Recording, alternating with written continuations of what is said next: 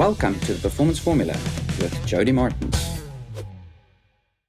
So, Russell, I'm very excited for our next step in this wonderful conversation that you and I are busy having around spirited cricket. And sort of if you think of where we started and where we are now, and how these conversations sort of flow on each other and how each conversation layers in another layer, I think today is just another one of those, right? And so towards the back end of our previous conversation, you briefly mentioned around Semco Style and 5 principles, if I understand it correctly. And so the initial part of this conversation for anybody listening is just for them to understand that we'll be sort of chatting about that a little bit more. And then in the second part of the conversation, we're going to again just look at those 10 myths, but also see how we can bust those myths. And my assumption is that it's a lot of the Semco Style, sort of that approach that gets used in busting those myths. And so I think this is a cool conversation, or I'm hoping at least for a cool conversation to understand a little bit more about what you do,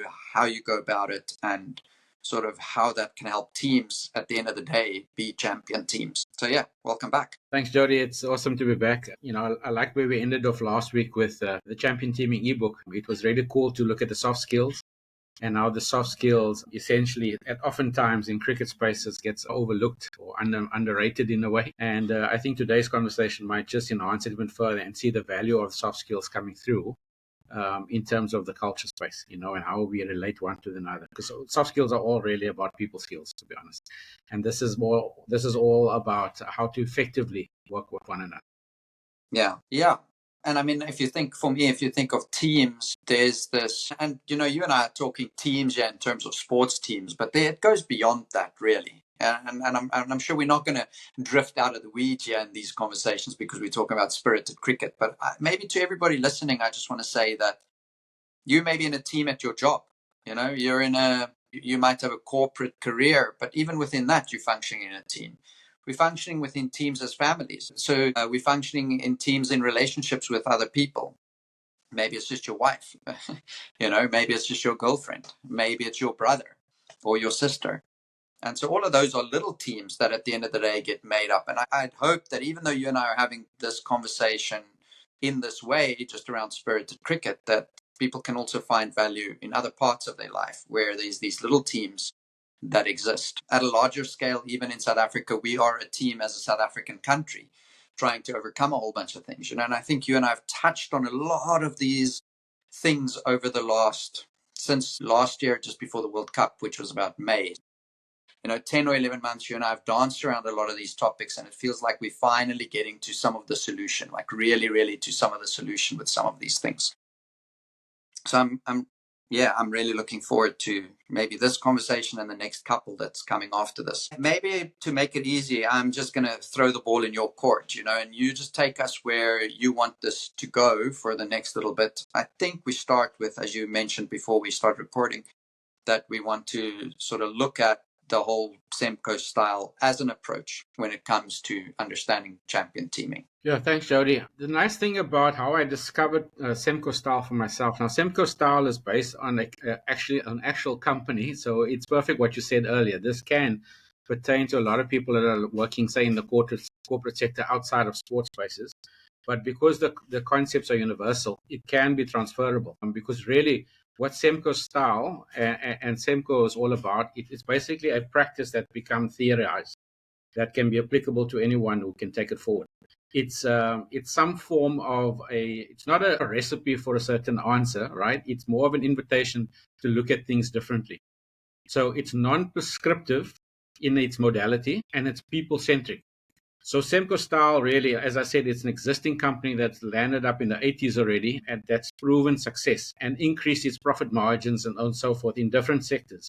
But what you can take from it is applicable in wherever you take it. Like I said, the core concepts is all around people-centered as well as culture. Like the culture of how the people relate one to another and effectively how they work well with each other, which is what you're talking about, the teaming aspect, the ability to champion together, to team together for championships.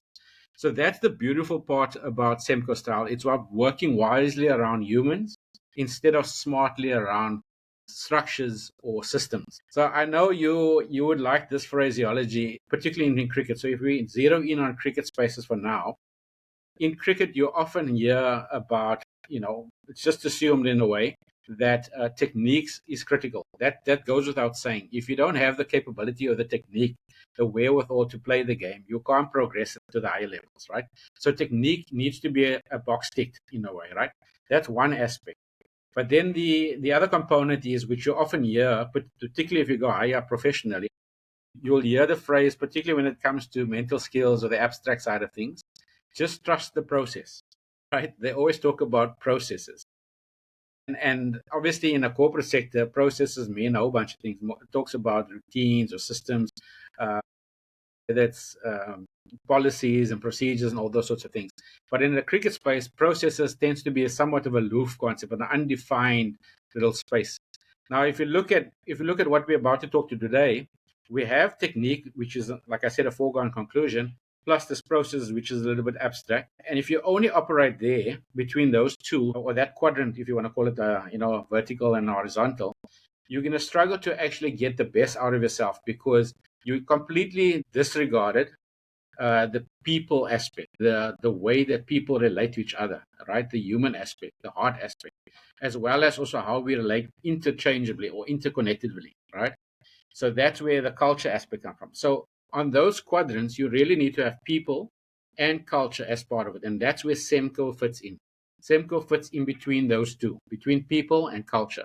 And that's the unique thing that I want to explain today, and why all of what that's about is the soft skills element being highlighted and actually becoming hugely effective today. And the 5 principles, as you said, we can unpack that individually if you want, but that really is what Semco Style is all about, and how positively it can affect your team culture, which ultimately delivers your performances almost sweatlessly or effortlessly. In Semco Style in particular, they talk about three things as a philosophy in terms of outcome when you apply a Semco Style modality. They talk about impact, they talk about performance, and they talk about happiness. So you see within all 3 of those areas, people are considered at the center of it. The happiness aspect has to do with people and the culture. Performance has to be, don't just kumbaya and come together for no reason. You have to come together to either to make an impact, make a difference, and have the performance, have the profitability, have the outcomes, have the wins, whatever. So all of that is actually the emphasis or the philosophy around Semco. Now, I have to put this call of out there. Semco Style, as I said earlier, it's not necessarily saying this is the answer. Don't imitate us like Semco. Don't imitate or implement Semco Style. This is about look at what we've done and achieved, which there's some huge success out if you read or research it. But build your own style. Once you learn some of what kind of the wisdom what we've found for ourselves, and apply it and build your own style. And this is what we're talking about. I found it to be the best modality out there that really enhances the sense of democracy that comes through a common sense and aligned self-interest. Those aspects that comes through strongly. And so therefore, it's kind of like people feeling most effective and most accomplished whilst applying and building on their own style within this. Yeah, I mean, there's many things there that already resonates really well, I think, with my sort of perceptions about high performance, team spaces, that sort of thing. I like the idea of the subtlety of that it's an invitation to be different, that it's not about being prescriptive, like right, wrongs, good, bad, that normally creates a sense of freedom, I think, by my understanding and my experience. I love the idea of people first, like that's sort of where you start. You don't just look at the skills and the hard stuff. And then in particular, this whole idea of building your own style. I think so many times I notice that, well, I'm aware for myself that you scroll on Instagram and you see an athlete there say something, or and now with the SA20 that's on, I see they've got AB de Villiers and Sean Pollock, and they're standing over there and they're teaching these kids all these wonderful sort of things that worked for them. And sure, there's the basics of skill. I don't think, or the fundamentals I don't think that really changes.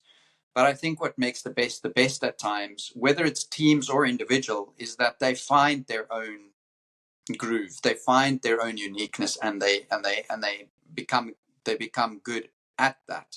And it's the thing that sells them at the end of the day. Nobody wanted to see another AB. Nobody really wants to see another AB. They want to see Devold Brevis be Devold Brevis as an example. We've used him a lot of times, And so it sounds like for me in the initial stages of you sort of presenting this idea that it leans very heavily to that, which is something that I agree with. And I want to encourage anybody that listens to this from a mental performance point of view, even your process. I see people out there sort of advertising like, we'll teach you a ready, proven process. Great, it's going to work for a month or two and then it's going to go down the drain because it's not you, it's not yours necessarily. And so I think I love that in this message, like build your own style. So there's core principles, you understand the core principles, and then you use that you didn't use the word core principles. That's sort of my sense about it, that there's these principles, you get your head around the principles, and then you go build your own thing around that. And that's where the magic happens, sort of. I don't know if I've got that right.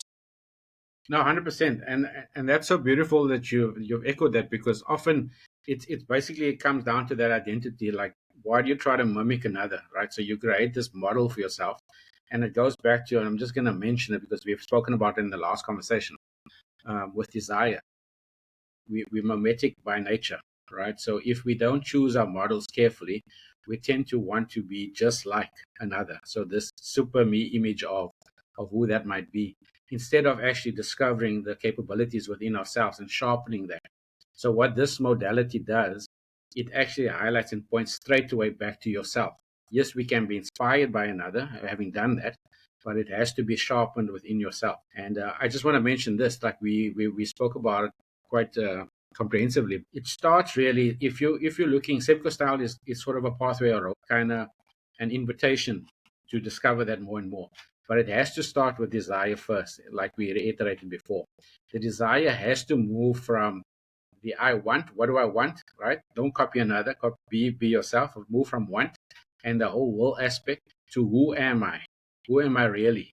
And what do I have? What are my capabilities? Now you're talking about you, and how then you can use the Semco Style, which is non-prescriptive, non-conforming, and it liberates you to become the best version of yourself.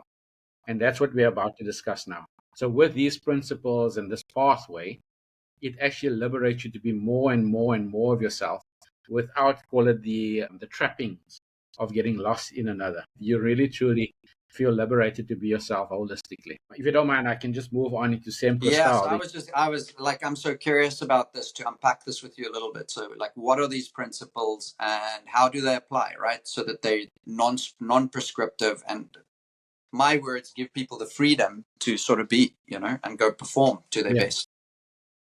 Yeah, so the idea in sharing it today is really just to give an overview, right? As we said, we're not going to delve heavily in detail because we can spend quite a bit of time. And also, you want to walk these things out. You don't just want to talk about it, right? You want to actually activate these things and make it come alive. It can be quite cliched because a lot of it, as I said, it's soft skills related. So when people say we need to spend time with it, it really does have to become part of your mimic and makeup as you walk a journey with someone and you live these things out. But let's delve straight away into these Semco principles. There are 5 principles, and underline each principles would be pillars, right? 3 per principle. So the 5 principles, let's start there. Principle number 1 is trust, right?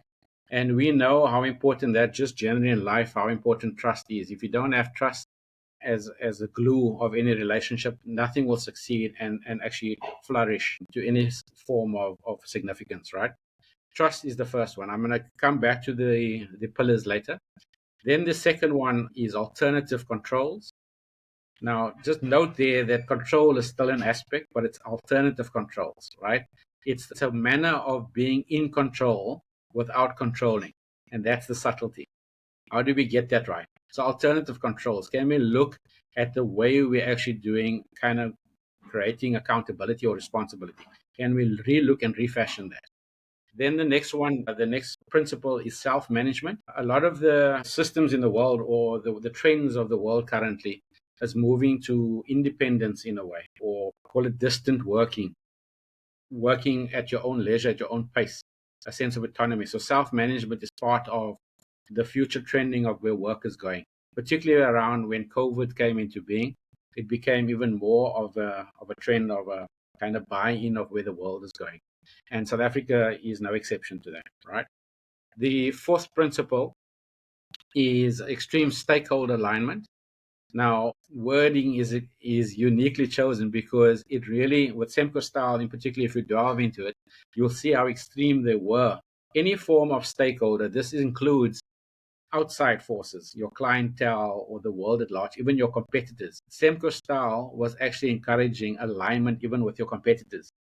And when you have this alignment, this extreme alignment, the sense of flourishing or productivity or proficiency is extremely enhanced. So they have that as one of their principles, right? And as a result of it, you can see it just subsequently goes on to the next principle, which is creative innovation. You can't have innovation unless you have as many people coming together of single-mindedness, looking to be kind of aspirational and inspirational in the attempt at doing good things, of doing pioneering, groundbreaking things. So innovation comes as a result of it because we're all aligned, and therefore almost nothing's impossible for us. So if you look at those 5 elements, those are solid principles. And if you can imagine in a cricket space, as an example, what that might be like, right? You can see just a flourishing team where people do truly feel, as we said earlier, happy about their workspaces. The performance and the impact from what they're attempting to do seems to be or would come naturally, organically, right? Because this wise array of principles that are working around human factor is kind of just enhancing their capabilities. It's like maximizing your potentials in a way, and purpose is it just comes naturally from out of each one of us. And it's a synergy that gets created. I don't know if you want to comment on that, because I can delve into the pillars then after that. No, I mean, for now, I think like it's good to sort of have a bit of a roadmap. I mean, some of these words are new to me, and I'm sure they're new to the people listening. It's not words other than maybe trust and self-management, but alternative controls and extreme stakeholder alignment aren't words that I associate in my everyday walking life, you know? And so, I mean, my head is sort of starting, I suppose, to try and imagine what this could mean from a team point of view and from an individual within teams point of view. But I'm happy for you to sort of jump into the pillars and, then we sort of take the conversation from there. Yeah, let's jump into the pillars. And I think what we can do is we can pause on because the pillars will basically define each principle, right? And then we can maybe unpack each principle with their pillars and contextualize it for cricket, right? You can give your views on it. I think where you are strong oftentimes is if you look at it through the lens of the individual, now the individual fits into a team dynamic, right? And maybe you can see how that plays itself out. So if you look at trust, right? Trust has 3 pillars beneath it. What trust simply means is we can't really get to do things together in any, whether it's between 2 people or a larger group. If there's a lack of trust or mistrust or distrust, we're not going to be able to progress. And the way we get trust established are these 3 pillars. Number 1, treat adult like adults. Now, the converse of that is when you often get, and this is what gets spoken about in Semco Style as a universal kind of quoted statement, oftentimes you go into a workspace, you get entrusted in your life to make major decisions like buy a car, buy a house, have children, all those different things. You got full reign and authority to make those calls, right, in your normal life outside of the workspaces. But when you come into the workspaces, you're kind of confined now. Someone else must make the decisions for you. Why do we have to treat people like kids? Rather, the pillar below trust is treat adult like adults. So treat them as responsible human beings like they are outside of the workspaces. Why do they need to conform now? So that's one of the strongest pillars to enhance trust amongst people, because I'm going to believe that you are capable enough and responsible enough to be able to, and adult enough to do the right thing, to build trust one to another. So that's one of the first pillars, right? You can see how this works out in the cricket space. If I can just quickly do a quick tangent. What often happens is you get a scenario in cricket where it happens consistently, where certain guys are more kept than others, and then they call it senior players versus junior players. And then automatically there's trust violated. So now you have this disparity or polarization between your experienced players or your inexperienced players, right? That's a phraseology I use to try and address it in times past. But essentially, the senior players pull rank and they're trying to impose themselves on the juniors, right? And when they do that, they create a division like nothing other, because if the senior players don't win matches for you, the juniors are so alienated that they don't even feel part of, they don't feel entrusted to be able to do it oftentimes, right? Yeah. And that's where this thing plays out. They're actually treating the adults like kids, essentially. Yeah. Yeah. Yeah, I normally talk about the teams that I have worked with. I normally encourage them to take on a frame around there's no such thing as more or less experience. There's just different experience. Yeah. So a youngster Exactly in a that. team also has experience. Theirs is just different from yours. And who's to say that a 19-year-old doesn't have an experience that they can tap into that can teach all of us something? Who's to say that? And so I like that. I like that. Yeah. And I think essentially what it does is the phraseology is adults like adults, but a 19-year-old is not necessarily a full grown adult yet. However, as you said, there's a sense of respectability around his journey, and his journey must be respected, because maybe we need the modern day view of things at that times where the challenge is on, compared to at other times where we need the senior pro, the outgoing guy and his maturity. Maybe his voice and storyline is important. So why not use everything together in a melting pot and let us all benefit, because we trust one another's stories and journeys within the space. So adult like adults is almost like a metaphor for that in the cricket context. I'll mention the other two, then we can maybe talk a little bit more. The other two is it's really it bolsters even further. So the next one, the next pillar within trust still is unfiltered transparency. So what that talks about is the fact that nothing is kept, nothing is hidden, nothing is hindered. Everything is transparent and, like I said, unfiltered, which means there's no filters or screening or pretense. So everything is out in the open, which allows that trust aspect to be even more enhanced, because now people are not feeling you creating a sense of silo or barrier or any form of resistance between you and I. So all forms of disclosure is basically put out there. Now, in terms of cricket spaces, there's very much traditional, kind of mentalities, which creates this further separations, this divisions that plays itself out. Right, certain people have certain privileges, like you said. If you look at how teams with the way they spend money in particular, and how they spend money and who they spend money on, even that creates disparities, particularly with a sense of free agency. So when you put all of those sorts of dynamics, which is quite an extreme thought, but if you go according to those mentalities, it will create a lot of enhanced trust straight away. And it will go a far way if you include and involve people in those sense of transparency. So nothing needs to be covered or hindered, right? And when you put that out there, it's just an obvious thing. Trust is going to be there instantaneously. And how you handle that together creates that trust and builds on that trust, right? I'll conceptualize it for cricket now for a second once we just finish the last one. So the last one is reducing power distance. Now, power distance speaks about, in cricket spaces in particular, whether it's the CEO, whether it's the captain, tends to pull rank again, hierarchical structures within cricket. So to reduce the power distance, to say, why does the captain particularly have to have a single room?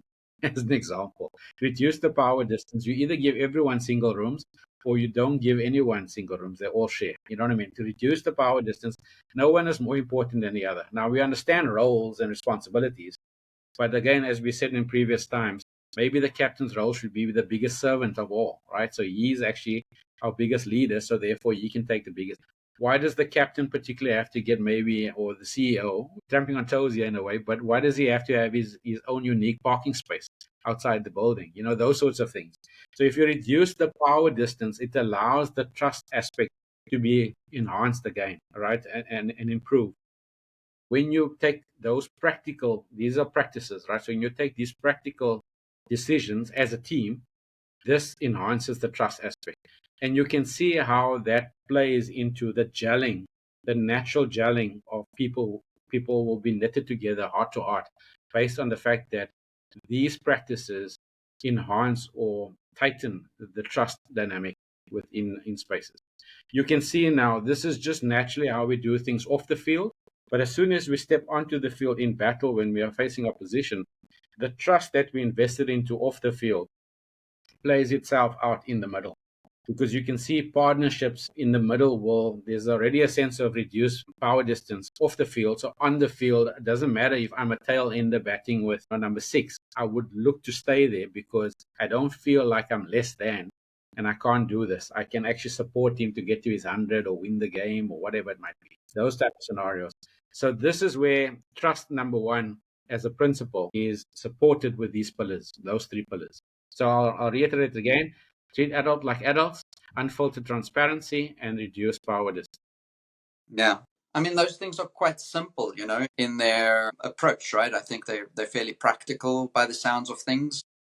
I can imagine, I have a sense here by myself that some team environments around the world will be severely shaken up if they had to apply some of these things within the environment.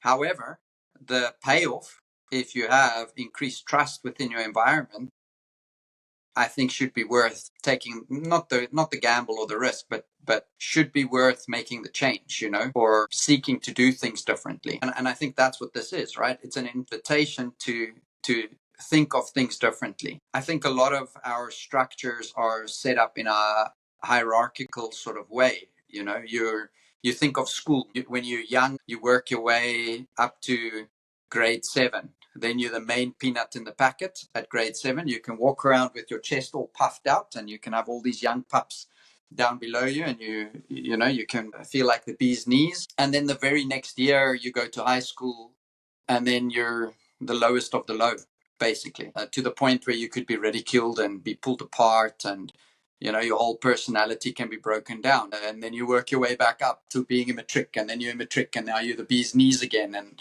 then you go to varsity, and then it's you're back to first year. And I think we perpetuate that into everything that we do. You start at a company, you're at the bottom, you work your way to the top.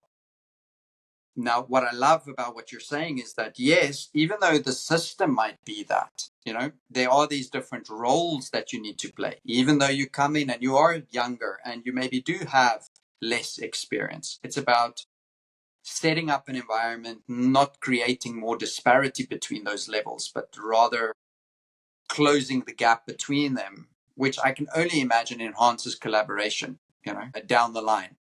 You get teams that want to work together, that want to perform together, because I have a voice here, even if it's the least amount of voice, but I have a voice, Maybe then I want to learn from somebody else because I can see how much they're willing to give. Where if they're only about themselves, do I really want anything from them? But we forget that. And then when I'm there at the top, when I'm now the bee's knees again, well, then I want to claim at times what the one before me had. And so it does challenge us to think differently about these things, Yeah. Yeah. 100%. I mean, I've looked into this enough times to see the value of it, and just to reiterate, I think I'm going to paraphrase, but I'm going to mess it up, to be honest. I think the quote I once heard was, a bigger compliment. It's a bigger compliment to be trusted than to be loved. Right? We spoke about the love of the game and those sorts of things. And for someone to actually look up to you and to respect you, I think when they trust you, that's the biggest compliment. But you have to so trust. You have to act in such a way or behave in such a way that you can show trustworthiness. And I think that stems to what you're saying. If you detaching yourself or distancing yourself unconsciously or consciously, that goes out of the window there. And you can't really build this collaboration you speak about, the sense of co-creation. That's what Semco is really a lot about, right? So this is like one of the principles that enhances that potential. And we can do so much more when we do it together, particularly if it's a genuine sense of connectedness and trust and those aspects. Let's move on to the next one, I think.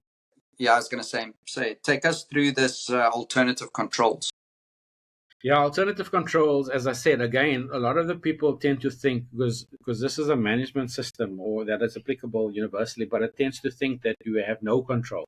Controls are still there, but it's just a matter of the subtlety of it all, where you allow people to be themselves fully. So the 3 pillars within controls are, and I'll just run through all 3 quickly. It's autonomy, right? So it allows the freedom of people to find their own expression. They do things at their own pace, at their own growth. Some are faster than others, some are slower. So there's an element of autonomy. The second one is shared control. So not just one person is in charge necessarily, as in I'm overseeing the entire division. There will be roles like that, but we share the power and we share the control, right? And then the third one is a big one. It's busting bureaucracy. Any team or any organization has bureaucracy. Bureaucracy are the things or the systems that are put in place mindlessly or in times past that we haven't actually processed or looked at. They stifle the life. They suffocate the life out of what the intentions originally were, because we haven't really thought about it again. So any form of system has bureaucracy within it, and we tend to just brush past and say, "Oh, that's just how it is." But we have to bust the bureaucracy. We have to, and that's what all three of those pillars enhances an alternative way of controlling things, an alternative way of making sure that we accomplish what we need to accomplish, but we do it together. So if we already have the trust and now we have these different ways of controlling things with those three elements, it now naturally starts moving in the right direction. And we feel like we're playing our part in actually making a difference, right? Wherever you are, whatever voice, as you're saying, you bring into the table, and whatever storyline or contribution you're bringing, you're creating a co-created effort of magnificence, of something that uniquely fulfilling, because you're doing it collaboratively together. And you have not only a co-created effort, but now almost like a co-ownership effort, right? Ownership now becomes something. And you know what ownership is like within any sports team. People often say, as an example, the players have all the capabilities, the capacity, the talent, the ability to do it. We spoke about the plans, but did they take ownership of their role? Oftentimes we can't really measure that, but this helps with that, right? Because ownership has two areas. You may have heard me say this before. It has a degree of participation, right? And it has a degree of commitment. And both those two areas we can work out. We can actually assess, and that's what makes up ownership. So how committed are the individual? And we can have an assessment on that, either self-assessment or mutual peer assessment, as well as participating. How much opportunity did you afford this individual, and how actively are they involved?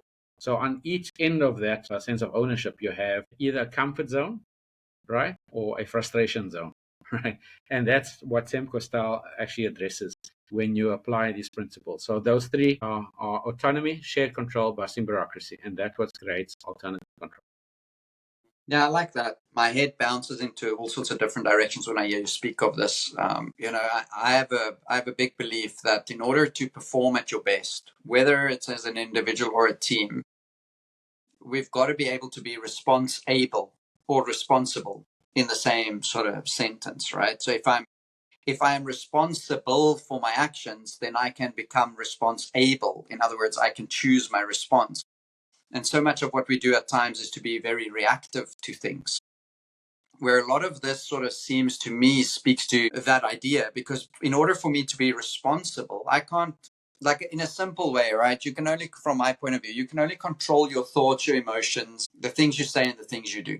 In reality, those are the only things that's really within your power as a human being. And so before you can become responsible with your thoughts or for your thoughts and for your feelings and the things you say and the things you do, and before you can then become responsible, in other words, choosing what to think, feel, say, and do, there is an element of ownership. And so if I don't own those things, if I don't feel like it's mine in some way, then it's not possible. It's not possible to be responsible. You'll always be reactive. And so I think that's, it maybe is not, it doesn't speak to so directly exactly what you spoke about, but I think it sort of stirs this thing in me that if I'm in a team as an individual and I have ownership into what we're doing here, and I've got this autonomy, I can do what I want to do, I've got that freedom. I'm not the only one responsible for things. I'm not carrying these weights on my shoulder, right? It's shared with other people, and we're on this journey together. And we're taking bureaucracy out of the way, like I think Trump and Musk seems to be wanting to do there in the US. Then I think if I have that ownership then of this, and I can choose, like, yeah, this is my project. This really is my team. This is my role. These are my skills. Then I think that empowers individuals to step up and be their best more regularly, consistently. because it's not about being inferior. It comes back to that idea you spoke about before. Like then I can have a sense of who I am. And if I know who I am, then I know what I can give. And from that comes better, more consistent performances. Yeah, brilliant. Okay, next one, self-management. Yeah, I think it actually plays nicely into self-management as well, what you just said. I think so the three pillars under self-management is peer power, right? And the culture of commitment. Peer power essentially is the shift from, it's aligned, it's almost sideways. It doesn't go up or down. It's right next to me, right? My mate and my association is next to me because of the sense of trust and the controls that are, it's almost naturally now the peers are right next to me. So it doesn't matter what your role or position is within the company. Hierarchy or the bureaucracy has been busted somewhat, and now peers are empowered alongside one another. So you don't work for me, you work with me, right? Those sort of scenarios. And then that brings a culture of commitment. So the sense of commitment, like the sense of, because we're social beings, we want to do right by another. How do I reciprocate for my mate type of thing, right? There's a sense of commitment that comes as a result of this is what we're building together. Because the further angle, then the last one is talent development, which allows my uniqueness to be brought and developed so I can keep enhancing that. This is all self-management, but it's the capital self. If you can recall what I said, it's not the selfish self, it's the selfless self, because you can see it's peer pressure, the committed sense of the culture, everyone together, as well as the development of our talent uniquely, collectively and collaboratively put together. And that's what creates self-management, the capital S. So as a unit, we manage it together. We self-manage, we self-organize it. We all contribute to this big pot of making it, making this thing a unique, amalgamated success in a way, right? And that's self-management. It plays on the core element of people has free will. So therefore, we have to grant them in unique ways the will to contribute freely to the spaces. And so if we're cognizant of that, we don't violate or disrespect someone unconsciously. If we have these principles and pillars in place, we're actually enhanced and saying, let's keep reminding ourselves. Now, a lot of these things can sound nice, airy-fairy, like we spoke about the myths, right? But these things, if ignored, as I said, it becomes something that can cripple you.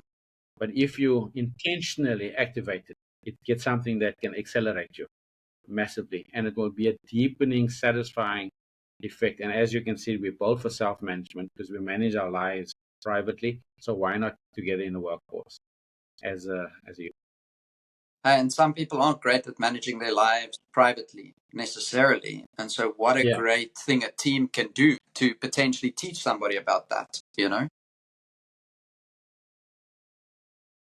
100%. I don't feel like I've got a lot of comment on this necessarily specifically. So I'm happy to sort of move on to this extreme stakeholder alignment. Yeah, extreme stakeholder alignment. The three pillars are assure consistency, right? So if you think about when you create input, when you allow an open space for input to come in from all angles and from all areas, it allows you to consistently give feedback. It's like getting this feedback forms that you get from the customers to give you feedback. So now you can improve your consistency and you assure through those feedback mechanisms, right? So if you have alignment all areas within a team structure, you're getting input from the lowest guy, from the newbie that's coming in, or from even a draft, someone who's looking from the outside, a competitor. You're standing having a chat after the match, and a guy says to me, you guys are doing this, and this. And automatically, because you're trying to align with whatever he says, you don't shunt it off. You try and find a space where that criticism becomes positive. It becomes a measure or a means to actually improve the consistency within your own space. So criticism will never be negative because now you're aligning with whatever input you're getting. So assure consistency, that's the first one. Second one is outside in perspective. That's what I just said now. It's allowing external stakeholders, whether it's the board, whether it's the crowd, the spectators, whether it's the media, commentators, whoever, they're making comments and you're allowing that perspective to resonate within the group. and you're trying to align to get the best type of expression out there from inside your team, from taking all of that into cognizance. And then the final one is finding common ground. Again, you're trying to see where do we share common ground instead of where are we different. So wherever you're coming from with your perspective, is there something there? Is there a silver lining there to benefit us, to align us more than separate us? Because we're talking about working wisely around humans, there will always be something to benefit. Because people won't say something just maliciously. They'll say it because they spot something that can improve us. And these alignments, this extreme stakeholder alignment, is where we become cognizant of what that silver lining could be.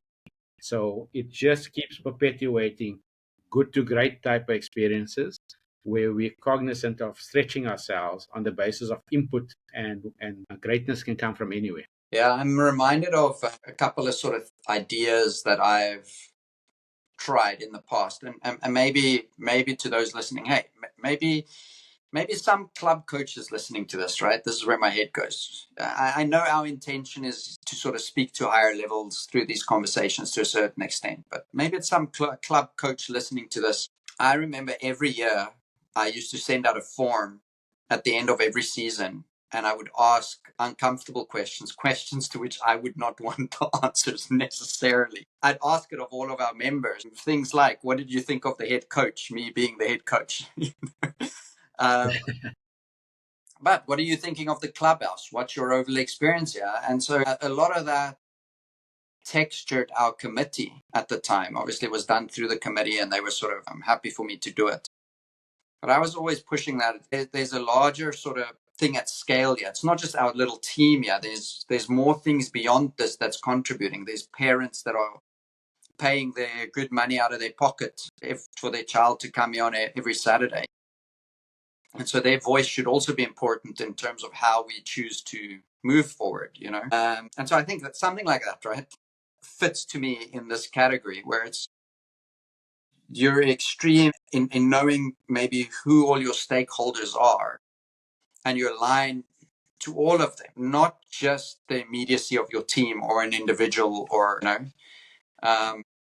And I think this resonates a lot with the lifting the covers conversations where you and I sort of spoke about the South African cricket team and how the Protea brand is almost like less than the individual players at times. And so I see a huge gap there that if stakeholder alignment is actually brought into play, the potential exists to flip that, because it's not about you as the individual. It's about this team, but not just this team, about how this team actually uplifts a country, you know? But I've never ever, not that I'm aware of, have I seen Cricket South Africa or any organization really go and put out a thing in public and say, give us feedback as to your perception of our organization and how we do things. Other than maybe bad mouth or bad articles being written in a newspaper, you know? And so I think for all teams at all levels, there's a huge opportunity to actually find out. And it's easy. It's a Google form. I mean, okay, yeah, you can pay money and get a fancy freaking thing that can make it look all pretty and put your brand on it. And you can do that. Or you can do a Google form, send it out and say, hey, please fill this in for me. Get as many people as possible to complete this, because we actually want to know where our biggest gaps are.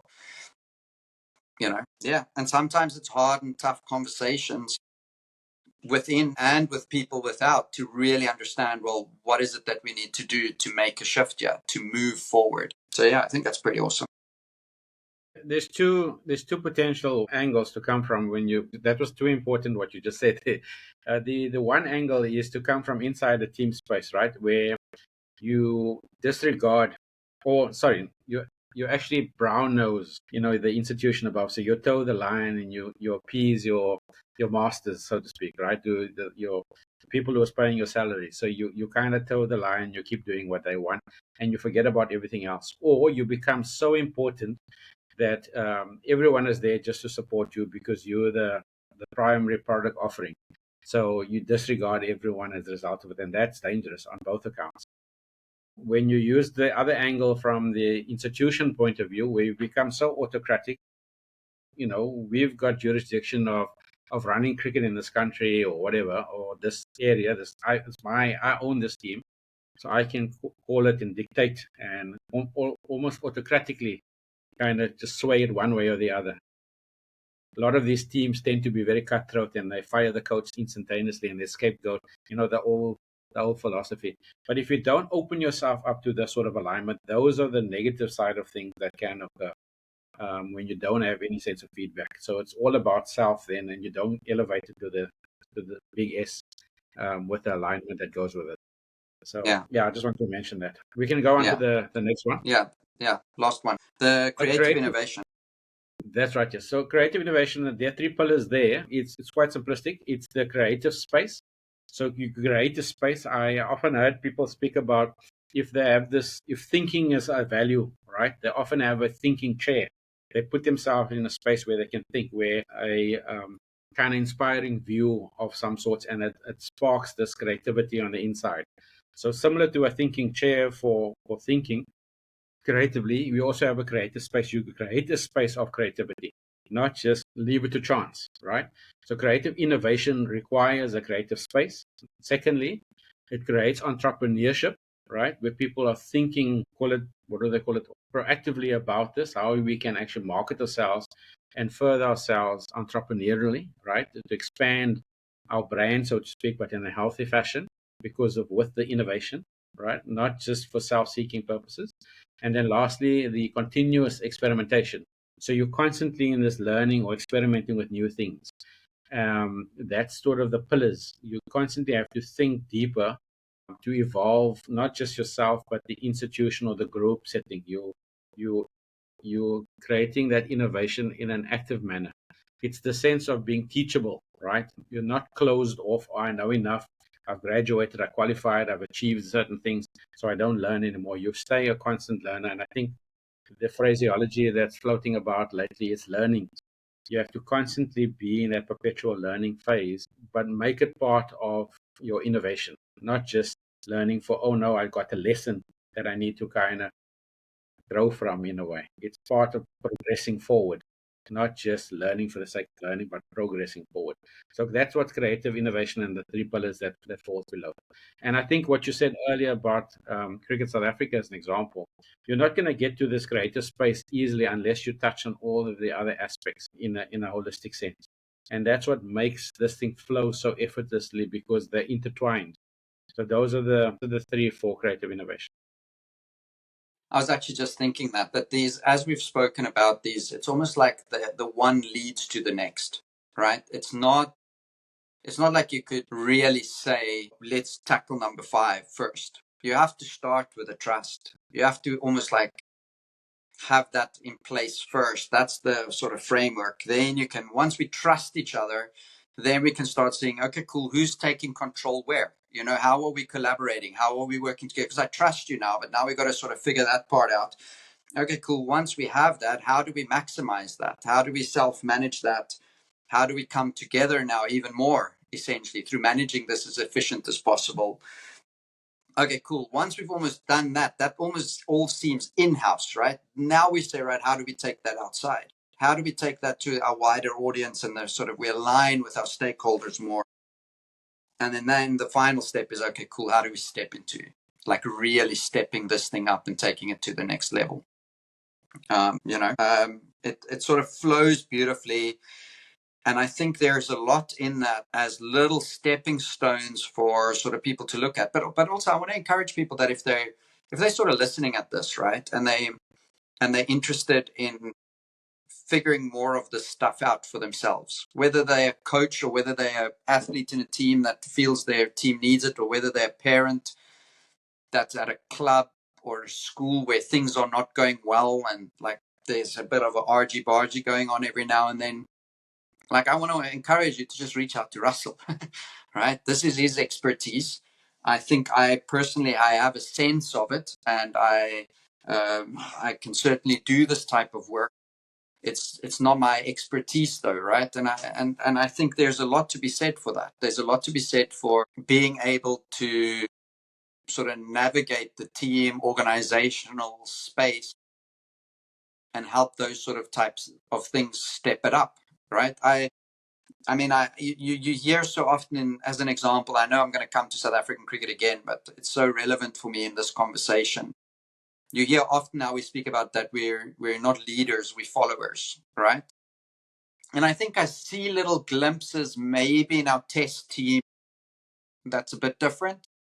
But for the most part, we do what other people are doing. There's forever been this thing around the South African brand of cricket and what is that? What does it mean? And I think our problem is, we're trying to play in this creative space now from this conversation. It's like we're trying to play in this creative space. Like, what is this? What can we create? But I don't know if we trust each other. Like within the larger context of South African cricket, I don't know how much trust exists within that space. And it's sad to say, but I mean, I've worked with everybody from the highest to the lowest and sort of seen the stories and were part of some of the stories and connected with a lot of coaches and individuals, been played in a lot of tournaments, been in a lot of WhatsApp groups. And you can see that there's a disconnect. There's a big disconnect between people within the same game, wanting to contribute, every guy is just happy to post their next superstar on social media to sort of lift themselves maybe above the rest. We're not celebrating each other's successes as much as I think we could. It's easier to pull somebody else down than to lift somebody else up. And so for me, like, the more I think about this little sort of model and these principles, the more I'm sort of finding myself like there's magic in this, right? There's absolute magic in this that can transform environments, that can transform teams. And so thanks for sharing it. Yeah, I just want to comment on one thing you said there, which is beautiful. The whole trust aspect. Number one, a lot of the times trust is left to chance, and you can't do that. You have to be intentional about it. You have to do things as in this suggests, the pillars and stuff. Like, you have to be actively and intentionally pushing it out there, right? I'm actually taking a leap of faith and I'm trusting you now. Then you're going to enhance it. You can't leave it to chance. That's just number one. The second big thing was the first thing we mentioned from the times past. If desire is low level, which is based on the I want and the I will, you're going to not have trust. You're going to have people going to create battles and rivalry and conflicts, even within team spaces. So trust is out the door. It's guaranteed to happen. And with the space currently branded with a lot of egoism, that is low level desires. So oftentimes it's masked over by success when the team is successful. But when they start failing, then they start backbiting and fighting. And that's why I'm saying lower level desires are at play. So wait till the team loses, then you'll see where they are positioned from that desire aspect and how much trust there really is. Are they really in each other's corner supporting? And not when successes are going their way, but when failures come. See where they really are in relationally with one another. Yeah. Yeah. Yeah. Or where are they 10 years after the fact? That's also sometimes very, very telling. Russell, I know we said we're going to jump into those myths in this conversation too, and sort of getting into the sort of the practice of them. But my sense is that this has been a thorough conversation, and personally, I'm sort of contemplating a couple of things here. I think that there's a bit to chew on here. So I want to ask your permission, if it's okay, that maybe we spend a bit more time instead of rushing through the practices, that in the next conversation we jump through those. In as much as we've sort of gone into a little bit more detail and sort of unpacking things a little bit more, that we maybe do that for the next conversation. And then obviously that's the invite to whoever's listening, if you're okay with it, that they know there's another conversation coming and they can keep following us along for that. Yeah, Jody, I think, look, we put out 5 principles here. That's a brand new concept for most people to listen to, right? We put out 5 principles that has 15 pillars below it, right? So that in itself is a lot to chew on. And it's a brand new, very innovative, very revolutionary way of looking at things. By the way, there are over 100 practices that we can look into. So we would have to put it over into the next conversation. And we can start off by looking at champion teaming practices that bust as an antidote. It busts those myths in a way. So we can start there and then unpacking it. Yeah, perfect. Russell, thank you very much for your time again, and thanks for your contributions to these conversations here on the Performance Formula podcast. I'm certainly learning a lot, and I'm hoping the people that follow along do the same. I want to invite anybody that if you get any value out of these conversations, please share them. Like, it's never the intention to keep this stuff to ourselves. That's why Russell and I are here having these conversations, right? He's got some stuff to share. Sometimes I have some stuff to share. We're having these conversations and sharing with each other our knowledge so that other people can get something from it. But there's no point you keep it just to yourself, right? The idea is to share and make people aware of anything on the podcast, really, but in particular with Russell, these conversations. Thank you very much for listening in. Thanks, Russell. See you in the next one. Cheers, Jody. Thanks very much. It was good times. Thank you. Welcome to the Performance Formula with Jody Martins.